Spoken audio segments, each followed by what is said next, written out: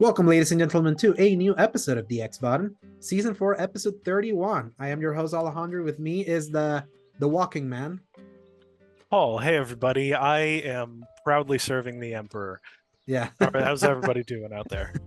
I am doing good. Hopefully you're not too tired from your company. What was that thing you mentioned in our It chat? It was was like a it walkabout was or like a a charity event where you just go out and you pledge to do like a 5K, uh-huh. and they pay for the entry to the race for you, and it's Mm-hmm. kind of like they're paying the charity for all that. So Huh. essentially we got out at like 3:30. We got to walk around this nature trail near our work, and then when we got back we got to eat a banana and some snacks and chill out and chat for a minute. But by that point it was like 4:50 anyway, so there was like, all Mm-hmm. right, time to get everything together and leave.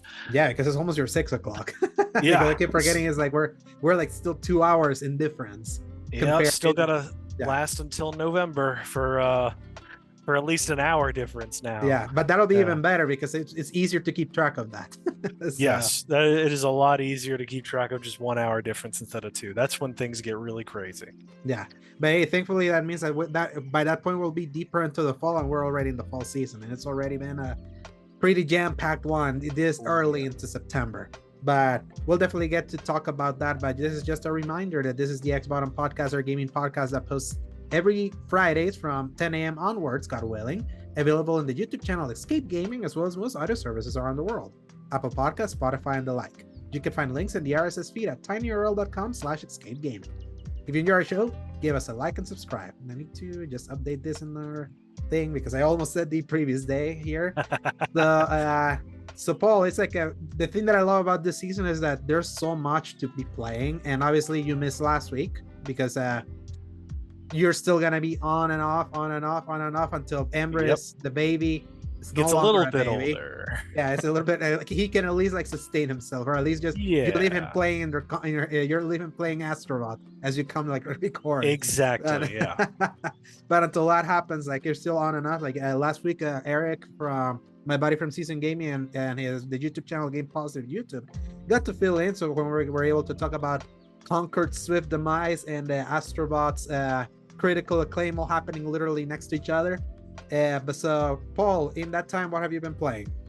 For the things that we want to like Yeah. focus on. So the only other thing that I have been playing that is not in this list of things that we're going to talk about in our topic was Visions of Mana. Mhm. And let me tell you, I started off with that game. I remember there's video footage of when we watched it live. Mhm. I was super hyped about it. I was like, this is the people that made Kingdom Hearts essentially. Mhm. They've started Final Fantasy because just the whole series going back, I didn't even really understand what the series was about.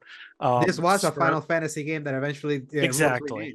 renamed. And I was like super in on it, and then kind of cooled off for a bit, and release kind of came up, and more trailers, and was really feeling it.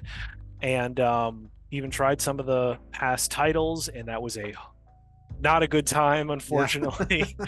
And this one, I started off really high on it. I really enjoyed the opener, especially. I love the concept of hey, we live in this society where we willingly and openly sacrifice members of our community, and it's a super huge honor. And if we don't, the magic will literally run out of this area and we will all die. Yeah. And that was like, ooh, that is really juicy. I wonder what they're going to do with that. And there's something about from the vocal deliveries, the quality of some of the dialogue, the lacking depth of gameplay, because the combat is fantastic, the movement is great, you got a cool double jump, air dashes, the whole from the deal. start, basically. From the start, yes. And you've got this crazy class system that you can go between only through menus and not in gameplay, which I feel like this is 2024. We figured that ish out in like DMC4 when you could just use the directional buttons to switch between stuff on the fly. Makes things really entertaining and super easy to work with. And for some reason, that's just not what we were getting. Yeah, I think like what their focus on that is the fact that there's a point where you have a party, and you kind of have to like give those different roles to the party, and that's kind of how you yeah. So switch. that What you wanted was having all those things be with just the one character, right? I think so, because I didn't feel enough of a difference when I was switching between the party members. Because I did end up, I got the lady that had the really bad Southern accent, and the cat guy. So they were like my trio there, alongside, of course, the healer chick that isn't technically a party member. So I was kind of switching between them, trying that out. But the tricky part is the areas are so large relatively that if you're switching between them, you're not really able to kind of maximize that like combo string, or Mhm. really juggle or move around and focus in on one, because you can't really like control your other character until you're actually controlling them, and they could be all the way across the way fighting a completely different enemy, and sometimes they just get themselves killed anyway. So it just, after a while, it was okay, but it was so much okay that I ran out of steam on it. I really hope that I can go back to it one day soon and feel a little bit more of it, because I did see some of the writing power. The cat guy's backstory is like really tragic, involving time, weird nonsense and magic and stuff. And I was like, okay, I see something that's here, but it almost felt like Dragon Quest Light, Mhm. in that department, where Dragon Quest just had like the writing was on point, the dialogue was super on point, even the performances were really good. And even though I just did not like the gameplay for Dragon Quest all that much, um, this is like just the pure flip of that. But that was it. I just wanted to get it all out there Mhm. once and for all. I'm gonna play it. Mana's next for me after I'm done with one of the games from this topic. I kind of hope you enjoy it a little more, but at least that you would understand where I was coming from whenever Yeah, you the get to thing is those that parts. the thing that I play about Mana, I really like. I really, really like, especially because early on I was like, this is very similar. It's giving me the same vibes as Grand Blue Fantasy. The only difference is that Yes. narratively, Visions of Mana is like grabbing me more early on, Mhm. because like Grand Blue's big problem is that it's basically you're starting a show in season 7. That's kind of how it Yeah, feels like. it It just kind of absolutely throws you. is. It kind of throws into the middle of a story, doing the bare minimum to try to catch you up, and no easy way for you to play what would be ostensibly the beginning, because it was a mobile gacha game. Mhm. So Granblue was like carried by the strength of his combat more than like the depth of the characters, which had signs of charm. They were cool looking, but because you're thrown halfway through that through any narrative basically whatsoever, it was like it was harder to like really connect with that game, like beyond the surface level and the fun.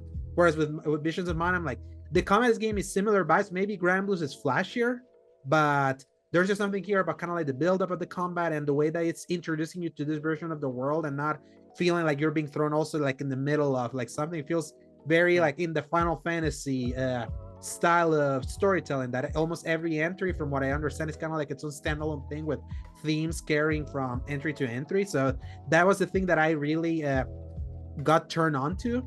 But these other games then came out because it's just been kind of like an embarrassment of And then you decided to do something absolutely ridiculous and yes, play and also this 300 something hours of a certain yes. game. Oh yes, and that was the thing. Like while I was playing all these games, like my eternal odyssey with Final Fantasy VII Rebirth was still ongoing, and as of September 7th, on the anniversary of the United States release of Final Fantasy VII, The 300 27th anniversary or something yeah, like that. the 27th anniversary. So we're 3 years away from the 30th anniversary of that thing.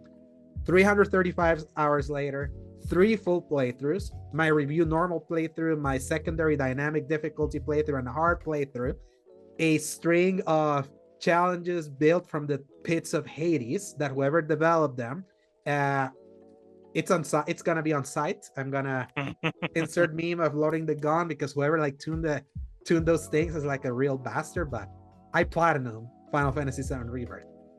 Insert also meme of Genie, the shackles kind of like melting away as I am free. And I tell you, Paul, the release I felt when I downed that final challenge called Bonds of Friendship, where you play as Cloud and Zack in a 10 rounder of like it's like 10 bosses back to back. Then these are not just any bosses, these are summon fights, like tuned at the hardest and hardest of difficulty. And you're basically handicapped because you play with a character you only play once in combat in the game for like 2 times in the final boss stretch of that game, so you don't know any of his movements, you don't have anything in your power to be able to like deck him. So it's like you cannot go insert materia on him, you cannot like give him a different weapon. No, you just kind of have to deal with what you're given, and you only have one character that you can actually deck out, and which is Cloud. With that what you call it, kind of with those handicaps, you kind of go through that boss gauntlet. And after approximately like 30 attempts, and the fact that I kept getting closer and closer and closer and closer, and that's the thing, if I was not making progress, I was gonna give up. The problem is that when you're like, you see the progress happening, and the worst part was that rounds 1 through 9 I could do easy. I was like, I got that nailed down. Is the final fight against Odin, the summon against Odin, that is so random with the thing, the way he attacks you, what he's gonna do. Like it's a battle like hinging on you not being hit, because if you get hit too many times, Odin gets tired and he just Sansatsuken you.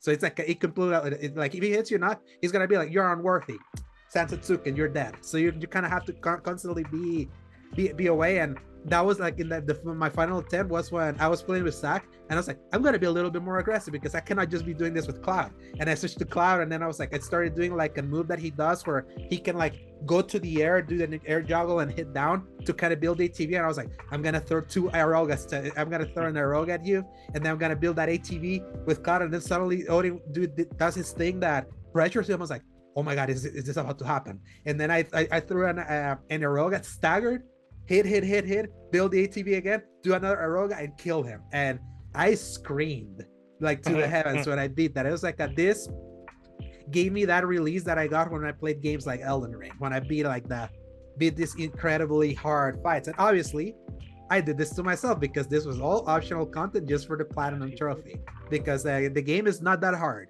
like if you're just playing normally like any human being. But here's the thing, like this was a game I loved so much. I loved so damn much to have played 335 hours of this thing. Obviously, a lot of those hours were just me being idle, just letting the music play as my background thing, because I would be like, okay, I'm gonna listen to this music, I've gotta go to my phone and let the music play. So it wasn't 335 full gameplay hours, but that's kind of like what the clock says. It was still a lot of time to platinum it. There's a 150 and 200 hour average of like what Square Enix was saying was gonna take to platinum the game. So I think that's kind of right if you don't just idle. But I'm finally free. I was so free that then yesterday I was like, hey, I have an alternate account. That's kind of interesting. And then I restarted. Finished Final Fantasy VII Rebirth and platinumed it, and then went back and replayed part of the game. Yep. I tell you, Paul, insanity. That's what tells me I really love this game. You do. I gotta give you props for that, at least. Yeah, that's the thing. And that's the thing. Like, I understand if someone tries to do the Chatley VR Brutal Legendary challenges and come away hating this, because they're really hard. I totally understand that. Removing that from the game, when I finally went back at a normal difficulty, kind of like a more like, let me just rediscover kind of like what this game is normally with like any progress and all that. And then I was just reminded, I really love this. I really love this. And if I end up buying a more expensive machine to make its performance a little more look even prettier, I will have another reason to play that. But I'm gonna save that conversation for later. But technically for platinum, I am free. And I will say I'm glad I was free, because when another game that I was highly anticipating released and I started playing it, I was still just with this final challenge left. And I couldn't concentrate, because it was something like, you're just this close. You're this close to the edge. You're just barely about to make it across the finish line. This is a game you have to be so on point with understanding how to use the menus, how to block, how to do the muscle memory, and be like, man, it's like, should I just play this and lose all my and lose my muscle memory and then make all that long journey to get this platinum worth it? Or might as well just try to finish it. And I was like, you know what? I know I'm gonna love this other game we're gonna talk about, but let me just get this done. And I did. And the fact that it happened in the anniversary of the US release of that game, because the original release was in January in Japan, I didn't plan it at all. I just saw someone retweeted that day and I was like, there is no way. I was like, there is no freaking way that I am going to get this platinum in this same day. How poetic is life? So I couldn't have planned it more perfectly. So it blows my mind that you were able to make that happen. Oh yeah, so it's insane. Yeah. So about Paul, two big games have been like released in relative close to each other, and let's talk about the one that, as of right now, is the highest reviewed game of this year. The game that a lot of critics were like, finally, a game we can all unanimously agree is like excellent, despite the fact we've gotten a lot of excellent games because a lot of people actually have taste instead of these critics. But it's Astro Bot, this platformer that you did not even play Playroom until like maybe a day before this game came out. I did not finish Playroom. I did play about 10 to 15 minutes of it back when it came out because I had nothing better to play.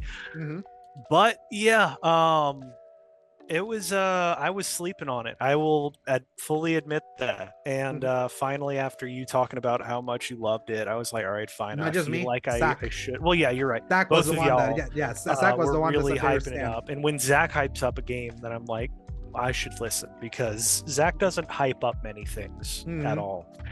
So when he really doubles down, that's when I need to know to lock in. So yes, absolutely. I finished through that. I beat it super quick. It was super charming. I loved every minute of it. It was just really entertaining, and I see where Sony struck gold with that, even though it was very clearly a sort of a cash grab mascot situation. I mean, like, obviously it wasn't a cash grab in the way that it was literally free on your PlayStation, but they were very clearly trying to create like a new marketable mascot, and they succeeded for sure. And this is just more of that, like just some of the best 3D platforming that I've played in a long time, and I'm not much of a platforming guy anymore. I have dropped off so many games that have tried to do platforming, and many that did it great. And but Astro Bot, there's a little bit of that nostalgia bait in there that absolutely will get me, and did get me, and I'm not afraid to admit that. But outside of that, even I really enjoyed every world and all of the variety that they threw at us. Yes, I would say like definitely more when you look at Playroom, especially the fact that it's an actual celebration of the PlayStation hardware. It can seem like a very, like, if you're very cynical about it, it's like you're being very over congratulatory over like your hardware history here.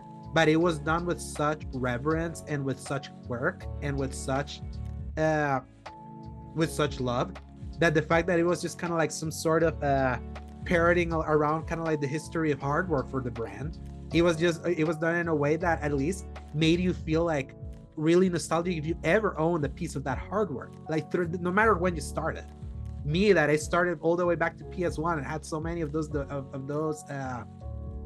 of like those devices that would become like collectibles from like some of the levels in Playroom. It was just like, man, I remember that. Man, I used to play this game with this. Gosh, I remember, like, especially when you do the PS2 levels, hearing just hearing the intro music of like when you used to turn that console on, the DualShock 2 controller, the multi controller adapter that I bought because I wanted to play Shrek 2, the video game multiplayer. That was a good game, though. Honestly. Yeah, it was really good. It was me, my dad, my sister, and my brother. We would all play that because it had 4-player co-op, and the PS2 was notorious for being the one console out of the 3 there that didn't have 4 slots. You needed to buy that thing to make 4 controllers. All of those little things was kind of like being like brought back up, and it made me feel warm and fuzzies for a brand that, for better and worse, has been with us for a while and has done a lot for gaming. Astro Bot main game kind of takes those member berries, but instead of being a celebration of the brand itself, it's a celebration of all the character icons that have kind of were born and made a name for themselves in this brand, whether it's first party or it was third party, majority of it third party. And it felt more like a celebration, not just of PlayStation, but a celebration of games. Whenever you started seeing that, oh yeah, Lara Croft started on PlayStation. Dante from Devil May Cry started on PlayStation. Kind of like, oh yeah, that was on there. Yeah, Resident Evil was born on PlayStation also. It was like getting all the references, like you seen your Sly Coopers, your Jack and Daxters, your Ratchet and Clanks. Obviously, yeah, it's like Escape. yeah, the Ape Escape, like especially because there's specific levels that are kind of like become a level that's model against a specific game. Like it also completely changes its gameplay, and that's like that game at its strongest, because that's when like it actually makes you want to play those like old games when you play them. And absolutely, the fact that it's still like it's basically member berries, but done in a very honest and done in a very not just nostalgia bait, but kind of like a respectful, joyful kind of celebration of like what gaming is. Made Astro Bot kind of like a this was I remember saying in our chat with Sebastian, this has been a delightful but also a very melancholic experience, because instead of removing just celebration of hardware, remembering like these were the games that I remember growing up. Even if I didn't play them initially, I saw them on magazines, I saw them on commercials, I saw other friends playing. The fact that Final Fantasy is missing is like, Square, what the fuck? I wonder what the deal was with that. They just clearly didn't want to play ball or want to ask for a ton of money or something crazy. It's probably that, because I'm like, how the Buster Sword wasn't playing, like it was. So it was like they've done this before. I don't know what happened. Like especially when Capcom was all in on this thing. Street Fighter was almost everything Capcom made was in there. Yes, Konami was here. Konami, like literally, if you do Konami, who doesn't want to play ball with anybody, was willing to do that. Everything from Castlevania was here. The Belmonts was here. Alucard was here. That was crazy to find out. So many of the Castlevania stuff was in there. Solid Snake, like all of that. Solid Snake, Psycho Mantis is a weird choice, but like all of those other characters. I wouldn't say a weird choice, because like Psycho Mantis, imagine playing the Psycho Mantis battle for the first time ever. Oh, absolutely. I was just thinking more like compared to like Meryl, who was in the games more than Psycho Mantis was. Any of the characters from Metal Gear Solid 5. Big Boss. I feel like there were bigger choices besides Big Boss, who was there from his MGS3, Raiden, the site. What was the Cyborg Ninja? Yeah. And I think the Snake, and that was it. If I'm that's all that was. But I mean, like you could have done Otacon, you could have done Meryl, you could have done a lot of those other characters. Ironically, so that was a weird nitpick. But I would say if you ask a lot of Metal Gear fans, the inclusions they got from Metal Gear and Astro Bot are probably like the most like visually iconic thing. Like the Cyborg Ninja was in the poster, or was kind of like the cover art for VR missions. Psycho Mantis, obviously like the weirdest, most meta boss ever that read your memory card, and you had to switch your controller from slot 1 to slot 2 to beat him. So it's like those are things that are like memorable. Obviously, the Big Boss that eventually headline what would argue the best Metal Gear games. Raiden became technically really cool. More than Solid Snake himself. Technically, yes, at this point now, yes. Yeah, we got the cool looking version of Raiden, because Raiden of course was hated back in MGS2 because of that whole I wanted to play a Solid Snake, why are we playing as this other guy? And then like looking back, a lot of people actually love that choice, because it's like it was in keeping into the legend of the legendary hero, and you're like basically reliving the legend through like a proxy. And so when you really like understood that game from a meta level, that was like a brilliant bait and switch. But yeah, it's like you only play a Solid Snake for 2 full games, 1 and 4, and in the 4th one he's old. It's like you're not even really playing as regular Solid Snake either on that. Yes, it's so really you get funny. the regular Snake mask that you can go back through and play as a regular Snake again, which is exactly what I did. I always do that. I love how he looks, like how young Snake looks in PS3 rendering. But it was like, besides that, it's like all of those kind of characters you wouldn't expect, even really modern stuff like the freaking Fall Guys bean is here. Why was it there? Because they became big because of PS Plus. So things like that, like the Last Guardian is here, Shadow the Colossus, Wander, and the girl chick that was like that was laid dead, and even his house, and was also there. Yeah, Ico or Eco. A lot of people never know what. Nobody ever agrees on that. Yeah, so Eco and Jorda also were there. So it's like it was just kind of like just seeing all these characters that if you ever loved not just the brand but gaming and the variety that was gaming. This is why I said this was both a delightful and also melancholic kind of like a trip down memory lane. Because right now because we've got about none of that.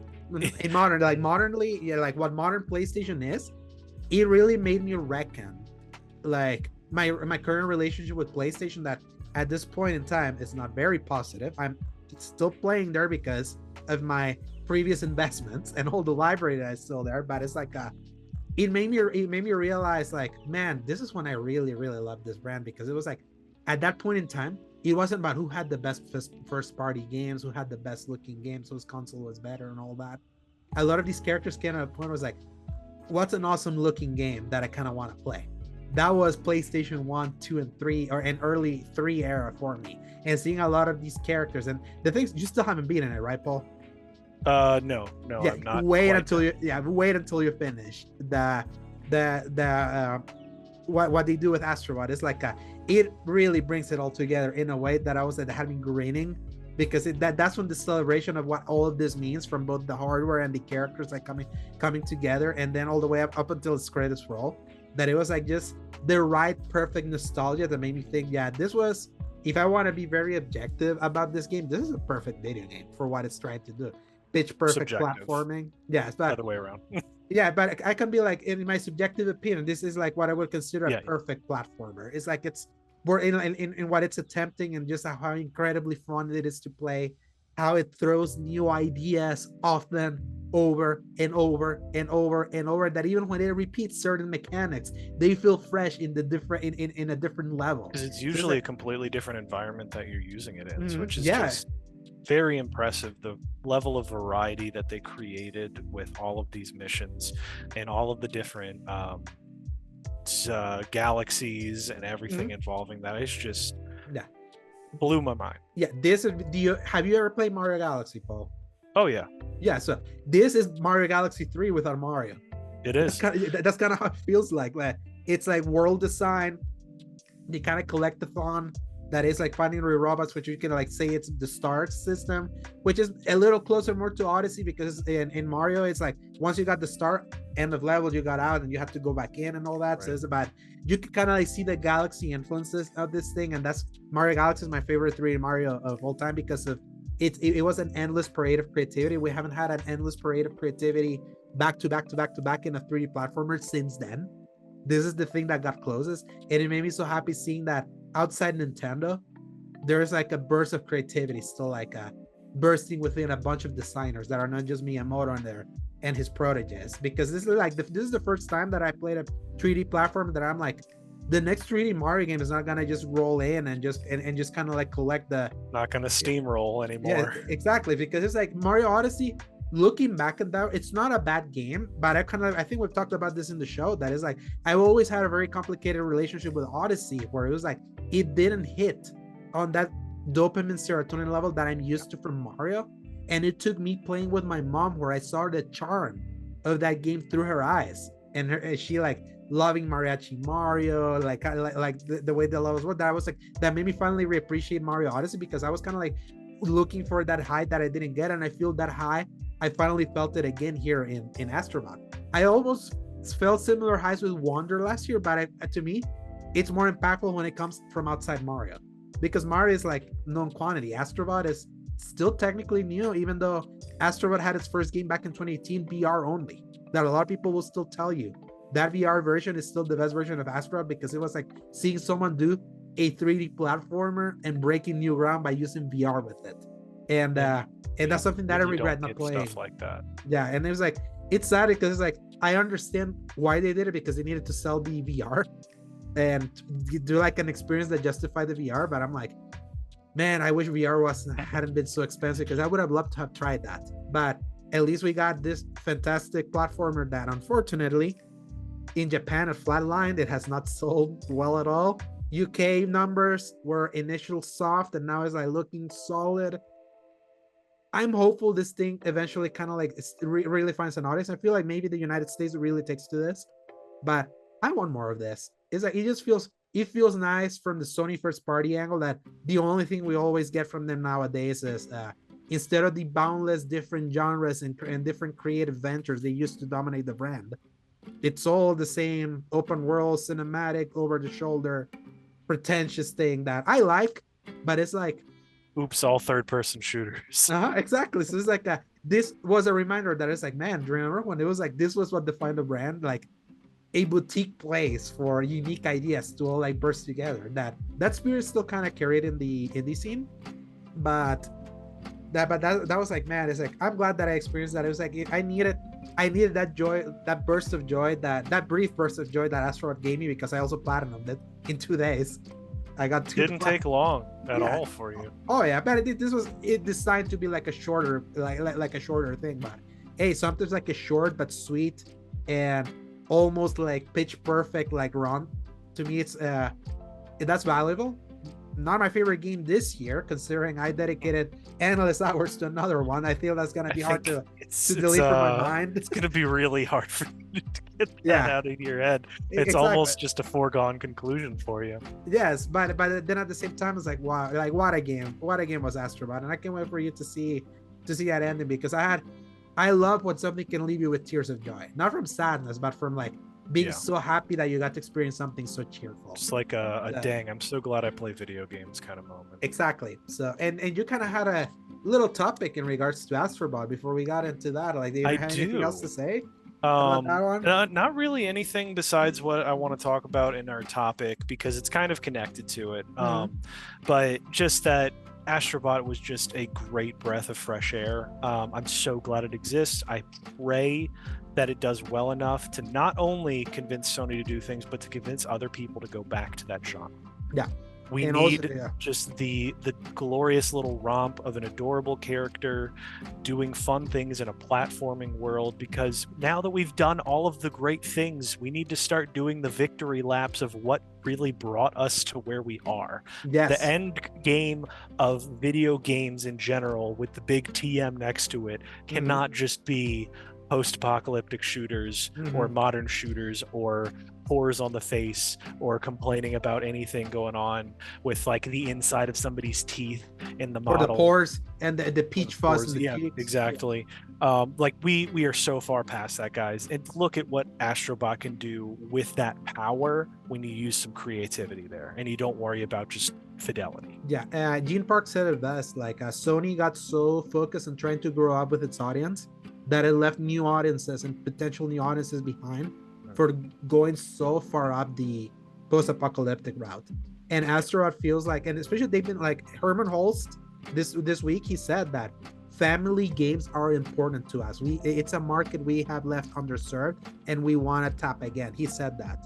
And Astro Bot and the Lego Horizons game from later this year is their like first attempts at doing that. The thing that, like, despite seeing some of the softness in some territories of how Astro Bot is selling, I'm glad knowing that this took 3 years to make. It was 65 people doing it. That means this game was cheap to make. It shouldn't need gazillions to like be profitable and succeed. And I'm hoping that's probably like the lessons we need, because obviously they have their God of Wars and Spider-Man can go and sell 10 and 15 million copies easy because of brand power and prestige and all that. But you need tiers. Not everything can be like there. Sony's operating at thin margins, very, very thin margins. That one of those big games missing, catastrophe.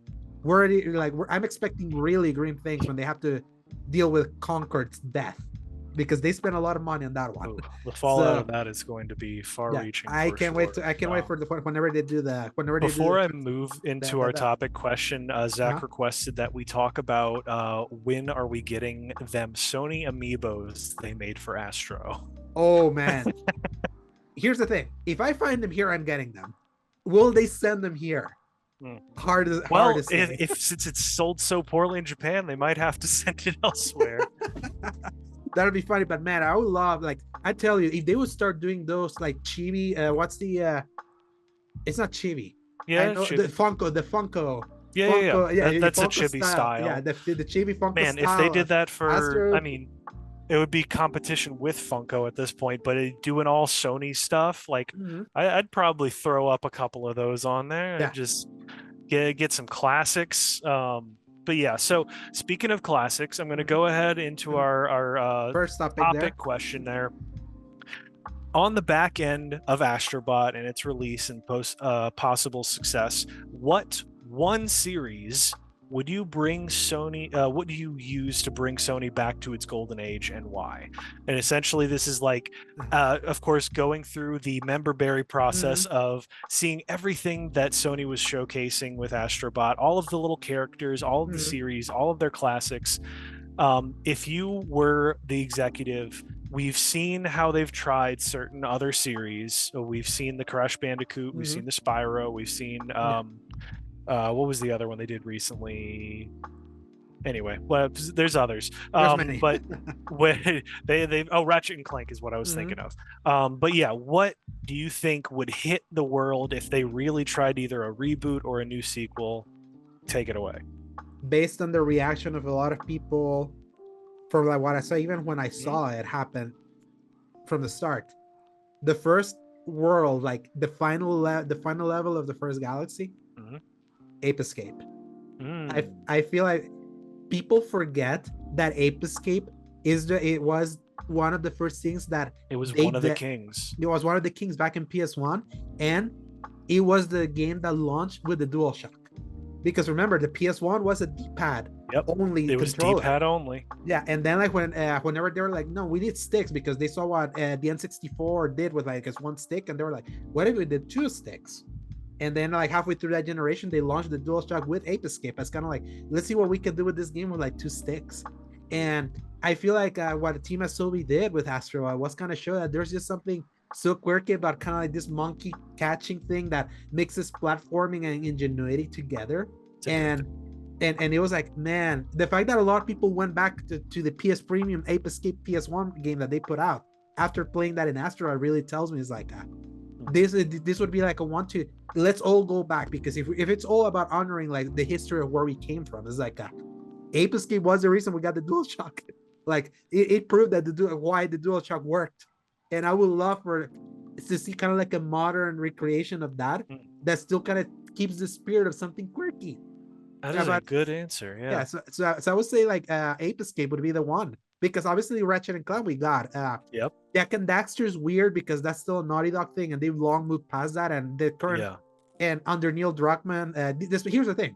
Neil respects his history a lot. He's been like tweeting a lot about his experience with Astro Bot. So it's like he respects his history a lot, but the fact is that the makeup of that studio and what people expect from Naughty Dog are like still so stuck in photorealism land that I don't expect them to ever go back to Ratchet. And then obviously Sly Cooper was reattempted and it did well, and I wouldn't mind Sly Cooper to be back, but I feel like Ape Escape has been just gone long enough, and it's kind of like a PlayStation, it's royalty because it's one of the 5 that they actually like modeled an entire level on it. That's what blew me away, where I was like, oh, we're going back with this one. Like I don't know if I even remember if I knew what all the others were going to be. I definitely didn't know for most of them, but whenever it was Ape Escape showed up, I was like, oh wow, they're really going for it with this one. Ape Escape was so big back in Metal Gear Solid 3 Subsistence. I was gonna say the re-release of Metal Gear Solid 3 that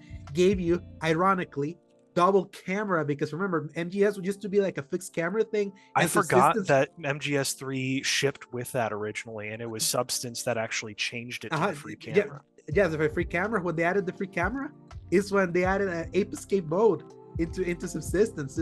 It's just so funny how like Ape Escape has been kind of like tied to controller innovations in specific places, one in the console, one in like in specific series. So it's like the fact to me is like the fact that Ape Escape was next to the other like theme levels, 3 of them, which makes sense when you know what are 3 of Sony's biggest sellers from first party. Made sense. What they're, and then one that I was like so excited. I'm not gonna say which one it was, but it was a PSP game that was very quirky. That was all about kind of like. Oh, I know. I did it all. Loco-Roco. I actually really, Loco-Roco was awesome. I was so happy to see that. How they did it is like, I'm glad that they really. It's like, again, it's like paying great homage and understanding that these games were all important. That was another one of those like. They need to bring back this variety. Like we already get it in a lot of indies, but these big name publishers, if they want to save money, you put like a small dedicated team, just low cost, make something this simple and it is going to sell like gangbusters. You Yeah. throw it out there for like $20 Mhm. and this is the next Loco Roco, this is the next whatever it is. Yeah, those games would could be made crush it. cheap. Yeah, this games should Nowadays, be made cheap. that's the So- thing. They keep getting confused and convinced that they need to be in the rat race of fidelity, Mhm. that we just keep coming out with the same stuff that's made for 6 years, 8 years, Mhm. and then doesn't sell well. And mine, in a similar Mhm. reasoning here, I actually would choose Jack and Daxter. Dick and Daxter? Specifically, like, I know, let's kind of distance ourselves from the whole like thing that we know Naughty Dog is kind of Mhm. moving on mentally and stuff, but if we could somehow get like a small division of either Mhm. Naughty Dog or like a first party Sony, like say they were to somehow shake hands and make that happen, Mhm. if they could put out a like Ratchet and Clank level of fidelity of Mhm. like, it's very specific, very stylized, you don't have to put a ton of money into like the actual process of everything, and then make an open world in the Jack and Daxter universe. Basically, it's like you're remarketing it to the new generation as like, look at this really wacky GTA in space. Uh-huh. And like, because kids don't realize what Jack and Daxter was about. Every time you see somebody in the modern age that sees gameplay of Jack and Daxter, they go, wait, you could do that? Wait, you Especially could with just 2. fly around on Yeah. stuff? You could just do these things? You could steal vehicles? You could shoot the cops? What the heck? I've never seen this before. Just like GTA. Like, you get the picture. It's like, even outside of like the toxic idea of all of that and the fandom and everything, if you just brought that back and acted like this was everybody's first retelling of that storyline, Mhm. you'd have to do a lot of like kind of backflipping between the whole plot of 1 and 2 and Mhm. how that makes sense. I'm not going to go into all that, but Basically Ratchet and Clank 2016 it. Because yeah, that's what they did. you They just went back like, to the hey, original a story. lot of stuff happened in the past and now this is a new adventure and we're going to celebrate you. That's a great example, because that was the perfect way to jump in. It's like, you did past adventures, we're still here, now on to new stuff. Don't worry about that. If you want to find out, you can. Do the same thing. Jack and Daxter here, they're working on the world, something bad happens and they gotta dust the old guns off and go after it. Mhm. And I feel like that would just crush it, especially if they were able to like avoid crazy costs and Mhm. just make a nice, dedicated, simple, short-ish game involving that. Yes, and that's the thing that I always respected Insomniac for doing, because obviously Insomniac keeps doing Ratchet and Clank games, but they kind of nurture Ratchet and something that they still wanted to keep doing while they were trying new stuff, until right now they're in Marvel Hell Forever. But from their leaks, we know that they're still working on a new Ratchet and Clank. They just kind of like have a small team that's always gonna be toiling in, however long it takes, because it's like that keeps their creative juices going. They know there's always a small market for it, and I had wished that Naughty Dog would have gotten their heads out of their asses, their pretentious asses, and think that there's nothing wrong with having something as self-serious and prestigious as The Last of Us and something like that. In fact, it's more impressive if you show you can do both instead of just kind of like going all in and one. So the range is important. That's, I think, an even better example, because what team but Naughty Dog could manage to make? I mean, they literally tried doing it with The Last of Us multiplayer. Yeah, and you that just got canned. just take some of that and then you just make a small dedicated thing to show how good it was. I mean, you did Crash Bandicoot. You did the whole deal. You made a whole new game. That's what's so funny. It's like, I really do feel for them, because I feel they're trapped between a rock and a hard place with every game they've done is like, it's more acclaimed than before, and so they're always kind of like, everyone sees them as that kind of like ultra prestige thing, that they're just always the idea of The Last of Us Online failing was scary for them. That's why like they just canned it. They absolutely canned it, because they just cared about their reputation, their reputation so much. It's like Uncharted 4 coming out as well as it did, considering everything that was about like how that game was like built. That was kind of like a miracle. They had kept that level of quality like so consistent, that I get it, but at the same time, I wish they could let themselves a little bit more breathing room, because to survive in this kind of this industry and at this time, you need more than one note. Yeah. You need that diversification. And I tell you, if they would do something like that, while still do a Last of Us Part 3, let's say, I think people would ease off on that. Oh, Would not roll their eyes at them having to do another Last of Us game, despite the fact that there's only been 2 of them, but they've milked those babies so hard, and it like was a TV 4 show. releases. Yeah, so it feels like and... so it feels more run into the ground than usual. But yeah, I kind of see where you're coming from with Jack and Daxter. So, but before we get like just go down the deep right, that's the thing. Like with Astro Bot, thinking about all the series that were represented there, you can go down those rabbit holes like a lot, and there's a lot to think because it's like when Sony Hiroki Sutoki was like, we barely have any IP. I'm like, what? That made me mad. What the frick are you talking about? I still don't even think the context saved him. I think that was ridiculous. Yeah, because it's like he's still lumping games with movies and TV, which I get from the movies and TV angle, but I'm like, why couldn't you say, look how much IP we have in games and we wish we had that on TV and movies, instead of saying, we don't have enough new IP in all of this. I'm like, you say also, that? y'all are Sony. Y'all make movies. Yeah. Make a movie. Stop complaining. You can change it. Yeah, it's like, I tell you, like, whoever's at the top of these brands right now, especially that's why PlayStation is so frustrating. I'm gonna save my frustration for the final thing we're gonna do. But before that, Paul, let's also eat a lot of other kind of member berry here, because boy, I tell you, didn't know how much I was missing my chunky, bloody, unpretentious shooter until I started playing Space Marine 2. I would say, this has been a year where I'm surprised by this game. Wow, I'm surprised by this game. Wow, I'm surprised by this game. Add another one to the list. That's Space Marine 2, a game that I knew about the original one. It came out in 2011, and that Onslaught releases. I knew about Warhammer 40k. I knew that as the super nerdy sci-fi thing, of tabletop game that has like a million different permutations and in board games and all that. I would say even more than D&D that's the thing that everybody makes fun of the most. Because it's like, that's the weird thing where you have all of the little models and you roll the dice and you move the little models around. And then I knew a little bit about Space Marine 1 super late because of the Russian Badger YouTube video where he went back and played it. And of course, it was like he played it on PC with mods. And I was like, well, I'm not going to go do that. So I guess I can't touch this game. And now this time it comes around and I went, all right, cool. I guess it's another game that I get to save money on. And then everyone's like, bro, it's actually really good. And I was like, I was surprised because it was like, I remember like when I made the list of these are the things I'm kind of looking forward to, and I remember I forgot to put it. I was like, I think I'm kind of interested in this, and this was one of those Sebastian's like, you don't know a lot of these games are gonna be good, and this one's like, haha, what about this one?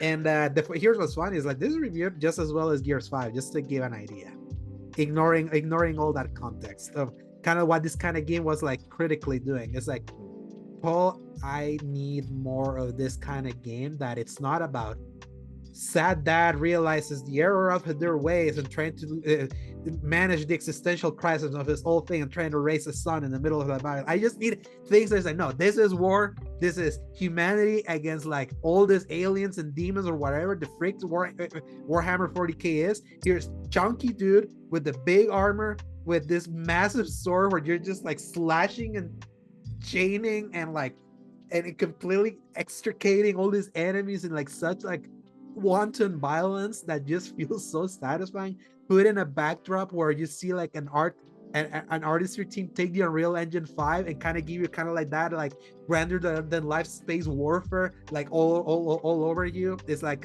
it's a throwback to yesteryear where thank God we got a linear thing where you have your teammates that you can play co-op with. You do together, you're like hacking and slashing and gunning together with this thing. It's like, gosh, this game is so good.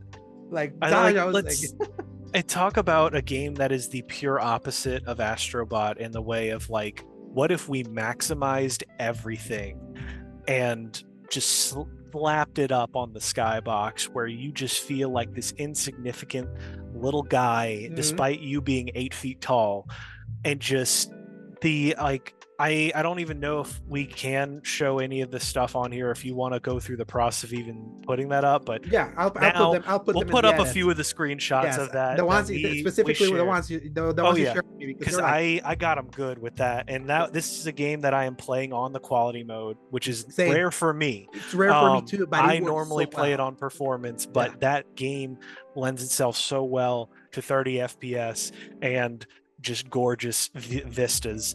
But like the fact that all of that, I think I got most of that in one day of playing at different areas of the same mission. And that's how varied all of this is. Like, and that's kind of lending a little bit more to the angry man in big armor and big gun to wait a minute, this game is more than that, because even if you know nothing about 40k, we're not even going into the lore on this. It's good though.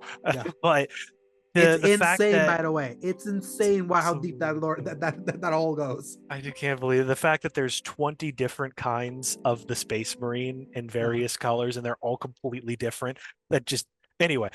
So like the fact that you're going 5 minutes, you're in this little area. Usually, most games will kind of do like even Gears of War in its first outing. It would be like you go into a small area, you get a radio call, and then you get into this wide area. There's a bunch of very clearly 3 feet chest tall high, walls everywhere. And then you're like, cover. okay, here it goes. And you go in, a couple of holes pop out, the bad guys show up, you shoot them, and then you move on, you get another radio call. That's the process. But this is like, you're going into this, you get all of these really varied encounters for like, the enemies are up here on this bridge, or they're jumping down and they're rushing you. Now, let me pause that for a second. This is the same people that did World War Z, wasn't it? I knew it. Okay. Because the zombie AI situation where they just kind of extrapolated that. And if anybody has played World War Z, ignore the movie. We're not talking about that. The game is some of the craziest like horde mentality of zombies you've ever seen. They were little like climb over each other onto these walls and stuff. It's the same situation for these aliens. They will just rush up, and you will watch it from like super far away. They're little specks, and you can still hit them from far away if you want to waste your ammo. But if you watch them slowly come in, they're coming up the wall or whatever it is, and they actually like you could see the little speck turn into an individual little enemy that climbs your wall and comes over there and tries to kill you. And you're just like, all right, what are you going to do about it? And it is all just, it is seamless. It is a huge open area that it just turns into this perfect narrative linear situation. And like, it's the blend of the big bombast, but also reserved enough to do a very focused linear experience, which I respect so much. Perfectly curated. It's like it's a return to 360 and PS3 era design sensibilities, that in an era where now we get so many bloated open worlds, or like the things that are all about kind of like the wide open areas. Like that's kind of like what my favorite parts of Rebirth was, when it was like remake going like in the linear path where everything's like more curated and everything. So it's like, because it's like when you have curation, you can control pacing, you can control like a situation, you can better design stuff. Obviously, yes, there's magic in that, do it however you want and all that, but when something's curated and then you have to do with what you got, there's some really tense, really amazing gunfights that end in just endless splatters of violence here. I just did I did the Plague Tale Requiem part, the one with the rats. Yeah, and now I have the flamethrower. Yeah, and now after that I was just given a jetpack now that I can just fly in. The jetpack is amazing. Yes, and then just like slam down and do the ground pound with the thing that reminds me of Halo 5. It's like, they give you that a few times during the campaign, and there is an entire class in both the PvE and PvP that uses the jetpack exactly like that. And the thing that I love the most about how they build this game, because like there's a clear separation of its campaign thing, if it's campaign that you can do co-op that reminds you of the games of yesteryear. And it's so focused on giving you a good time that there's a seeming live service like a structure they left with like the PvE co-op missions, that how they're gonna like keep adding to that.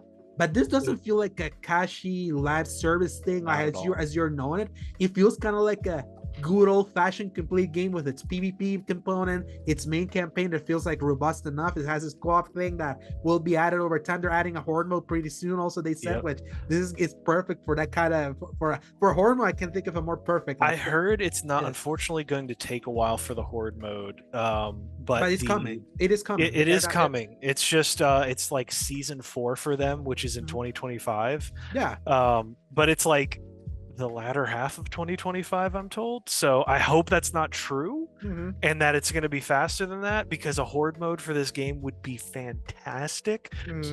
But everything that we do have, I need to like not put the cart before the horse, because I need to remember that this is still a relatively small team that was able to do this. Yeah. Like when I said it's the pure opposite of Astro Bot and it's crazy fidelity, like that, then the asterisk that I'm pulling full circle now is that it was still done by a small team, presumably at not even close to a fraction of like what it would have cost, like your Last of Us 2 or anything like that. Not even close. Still able to do something this gorgeous, like in the pure opposite way, where it looks like you've poured all of the money into it. And like, yeah, 40k is probably one of the biggest tabletop companies there ever was, but like the fact that this is only like a small part of what they do. So like they're just throwing a little bit. It's like the Baldur's Gate 3 situation where it's like they have other ways of making all of their money. They don't need to pour all their money and like hope this wins. They were just going to get like another niche shooter out there. And then it's now the top 4 games in the Steam. It is outselling Wolfenstein and Doom. Yeah. When they released in initial launch, and it was like people that worked on those games. It's the same people that made that, and like that's I think one reason that's going to lead to our topic question of what it is, because this team knew what they were doing. They knew what they were about. They were extremely passionate about what they did, and they made an absolute diamond in the rough that, like, for anybody that is not even a Warhammer guy, if you liked Gears of War at all, or if you liked that level of things like your Bulletstorm and anything of that like era that I just feel like we do not have now. If you miss if you miss the Unreal Engine chunky bloody shooter, the Unreal Tournament 3 era, the Mad World on Wii, literally that kind of stuff. That's what this is. This is literally what it is, and that's so is. And that's when I realized, as soon as I started playing it, I was like, Gears of War 5 was 5 years ago. Obviously, they did their expansion in 2020, but it's like by the time that Gears E-Day comes out, how long will it have been? It's like, this is why it's important for many of these developers with like lesser means but know the spirit of something to kind of come in and kind of give you those vibes, because gosh, when you're waiting this long for, especially for entries that used to come at a quick clip, 2 or 3 years, it's like, gosh, does it feel good? Because it's like, we have used the Ratatouille analogy to it. It's evergreen. Yeah, it's evergreen. These 2 games was that twice. One like gave me that feeling of all in completely different ways. It was like exactly the classic PlayStation, and then like your good old days playing on the 360 with your buddies after high school, and you got your Mountain Dew, your Halo themed Doritos, and you sit down and you play some horde mode on Gears 3 with your buddies. That I think I made a post about it recently. I was like, I've been chasing the high every day since getting to like, you got to a weekend and you just got to play either Gears or a new Halo game. And this is like really close. I've been talking about like Helldivers 2 because the comparisons are all there, but those are very 2 different games just for our audience. But yes, that it is the exact same kind of energy of like, this brings back memories of a kind of game that doesn't exist anymore. Oh yes, and that was the thing that made Helldivers 2 so strong before it went down the poor live service road of nerfing and doing things that just deter the community. And I feel like Space Marine 2 is more my kind of thing, especially because I can play it solo. So it's like so it's like that. And that was PvE my big is also solo. Exactly. So it's like they're just it can be solo, and I'm like, that was the thing that prevented me from keeping up with Helldivers 2, because I knew that I was like, man, if I really want to play this optimally in how I really need to play, I need to play with friends. And sometimes you just kind of want to have something that can give you those highs by yourself, and the Space Marine 2 is giving me that. So it's like, it's funny seeing both these games that hit on those same member berries and having this one kind of like hit on that in an even bigger way with the old school because of even the way it was structured. It's Absolutely. campaign, it's multiplayer, it's co-op, all separate, but also together in some way. And it's like, if this is a live service game, I'm glad they structured it this way, because I didn't go into this thing knowing that they're wanting me to just like pour endless money on this thing. They did it right with how they positioned this thing, and they care more about making this good before even saying, oh yeah, we have a roadmap. By the time I saw the roadmap, I was like very surprised. I was like, oh, it's this kind of game. I forgot until I looked at like I thought we were paying extra for the early access, but turns out, oh, that's out also the season pass that comes out. What the heck is the season pass? Is it just cosmetics or what?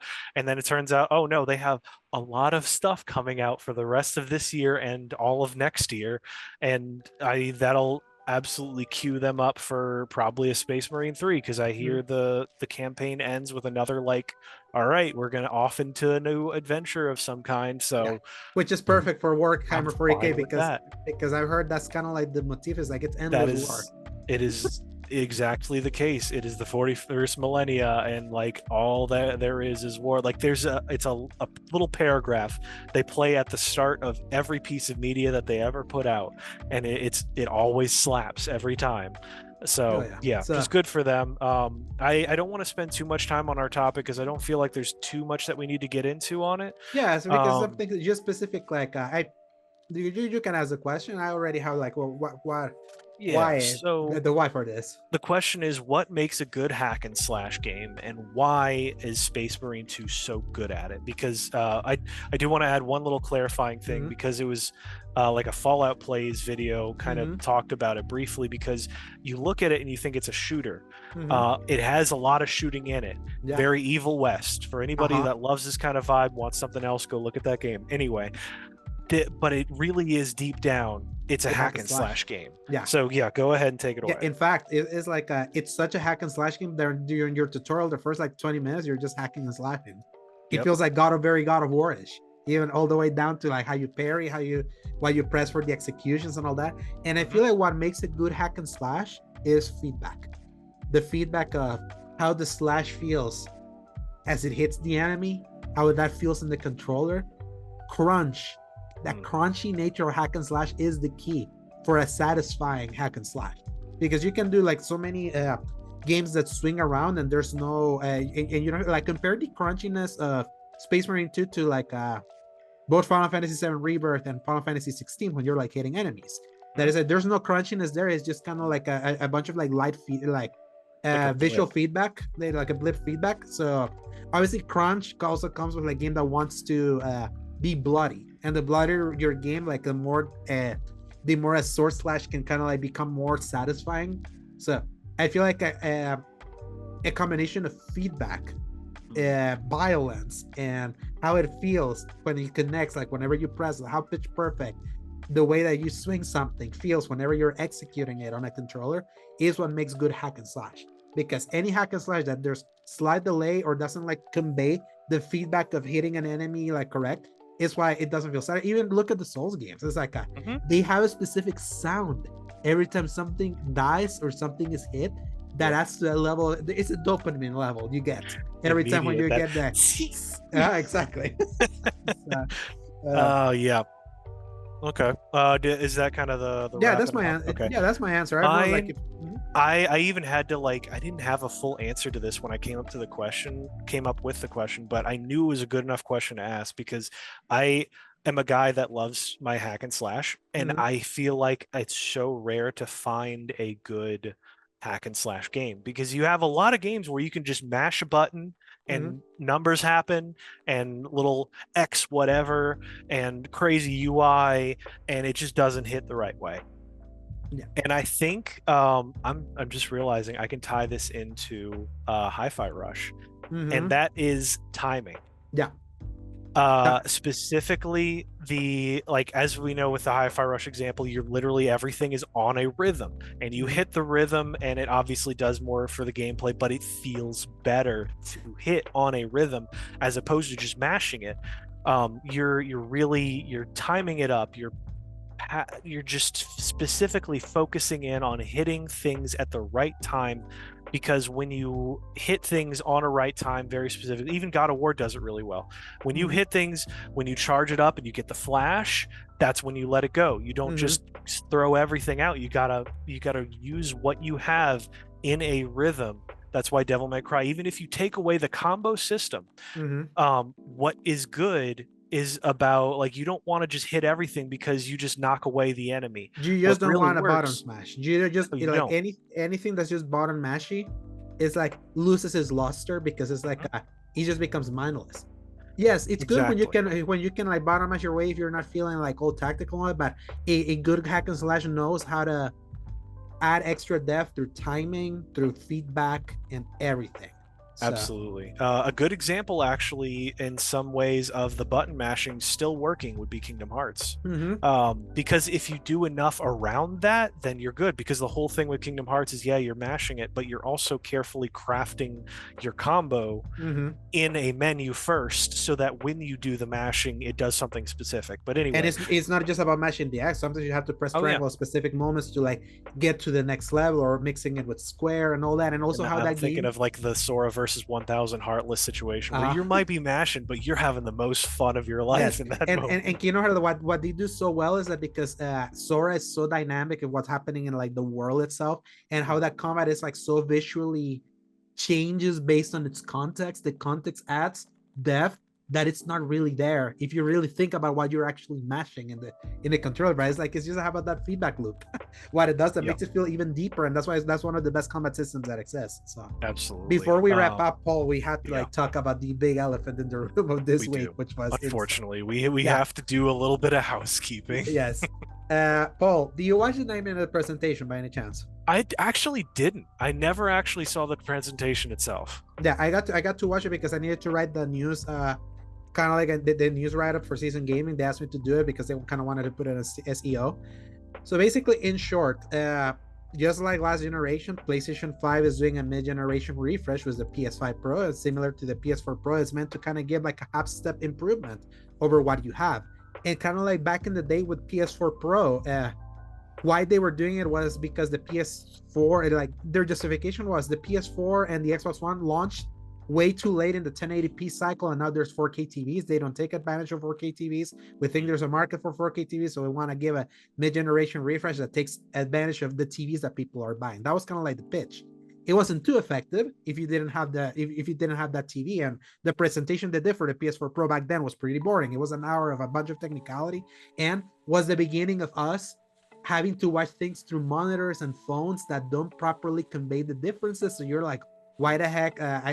It's the Pam meme from The Office. Yeah, they're the same picture. They're the same picture. But when you actually see it in person, it's like, okay, I see it. So with the PS5 Pro, despite the fact that we have a console that runs a lot of things at 60 frames per second, and you have your fidelity modes that target and sometimes hit the 4K frame, the 4K resolution, the big answer to the problem they wanted to answer with the PS5 Pro was the fact that apparently, Paul, a lot of people in the PS5 generation, 75% in fact, choose performance modes over fidelity modes.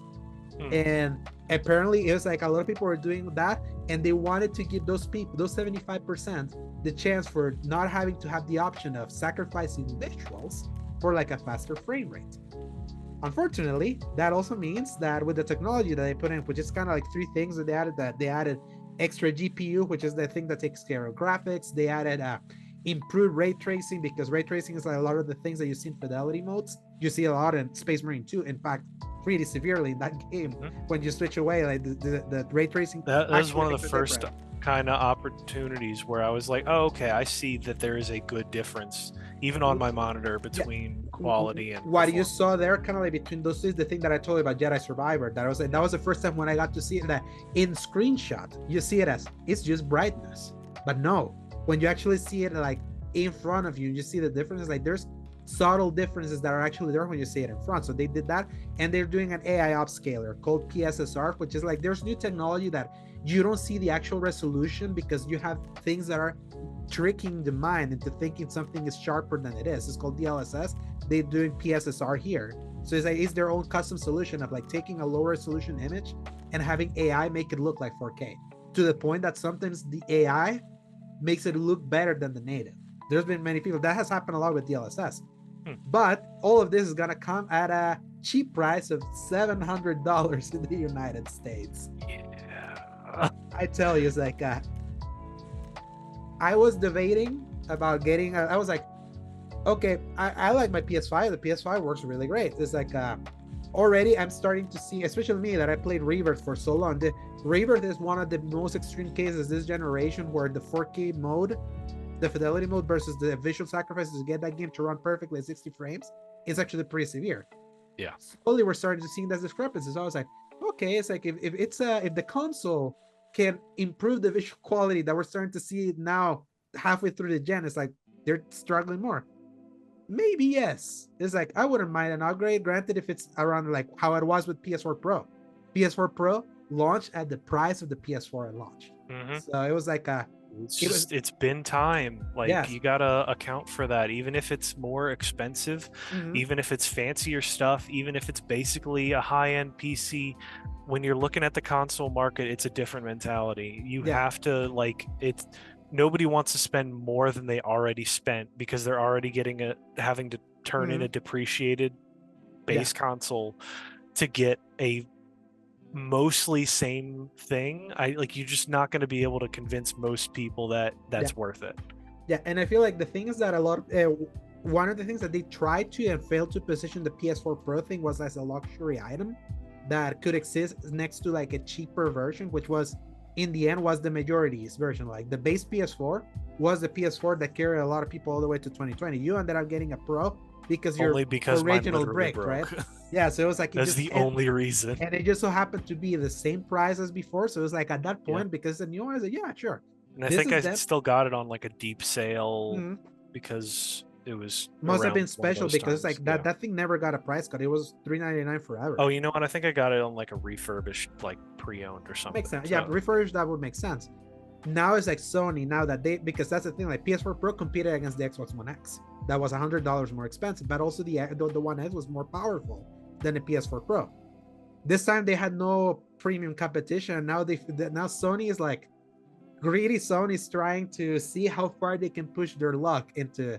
Oh yeah, we know there's people that want this, but we're gonna charge an arm and a leg because we don't want to make losses anymore. We need to improve our margins and all that. And I tell you, it's like I having a crisis of conscience right now with the fact that there's two games in particular that I know would benefit a lot from this, but it will require me being able to sell my old machine to just kind of just pay the difference for that. I just like $700 flat, and that's the US. Can you imagine how much that thing will cost over here?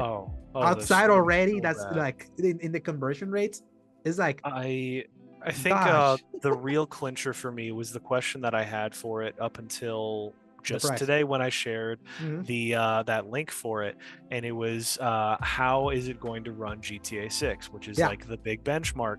And Digital Foundry was able to say without any like hesitation or uncertainty that there's no way GTA is going to be able to run 4K at 60 frames per second, which is like the benchmark that all of the tech bros talk about. If you're not going to be able to run the game that is going to be like the next big thing coming out next year or whatever, whenever it is, whatever, like that, it's clearly not going to be enough for that crowd to be enough of a bump. Yeah, it's just not enough, and to sell it at that much is ridiculous. Yes, and that's why I want to see how this one does, because they're already predicting it's gonna also. Like some analysts are saying that it's gonna probably hit the same sales mark of the PS4 Pro, which was 13 million units out of 117 total units that were sold of a PS4 total. So that's just 1/5, but apparently that 1/5 was enough to see. Apparently in Pro circles, those are kind of similar. The kind of like difference, like when you see an iPhone 16 to an iPhone 16 Max or something like that. That you always have kind of like that high premium that's boutique item, and then they're hoping to make their most money out of like the more base thing.